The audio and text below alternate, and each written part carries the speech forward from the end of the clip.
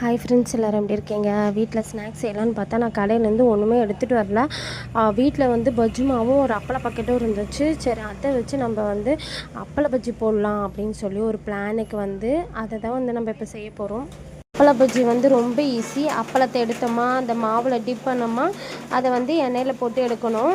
ரொம்ப ரொம்ப ஈஸியான வேலை. அப்பள பஜ்ஜி பார்த்திங்கன்னா நல்லா பூரி மாதிரி உப்பி வந்தது. ஒன்று ஒன்றா போட்டு எடுத்து வச்சுட்டேன். நானும் பார்த்தீங்கன்னா வாழைக்கால பஜ்ஜி போட்டிருக்கேன், உருளைக்கிழங்கு பஜ்ஜி போட்டிருக்கேன், வெங்காய பஜ்ஜி போட்டிருக்கேன், பஜ்ஜி மிளகால பஜ்ஜி போட்டிருக்கேன். நான் இந்த அப்பளத்தில் போட்டது கிடையாது. இதான் ஃபஸ்ட் டைம் வந்து நான் ட்ரை பண்ணுறேன். அப்பள பஜ்ஜிலாம் போட்டு முடிச்சதுக்கப்புறம் ஒரு அப்பள பஜ்ஜி எடுத்து பிச்சு பார்த்தேன் அப்பளம் உள்ளே எப்படி இருக்குன்னு. உள்ளே பார்த்தீங்கன்னா அந்த அப்பளம் வந்து இந்த தண்ணியில் ஊறின எப்படி இருக்கும் அதே மாதிரி எண்ணெயில் ஊறின மாதிரி இருந்தது. அது எனக்கு கொடுக்க மனசு வரல, ஏன்னா வயிறு வலி வந்துடுமோன்னு பயம் வந்துருச்சு.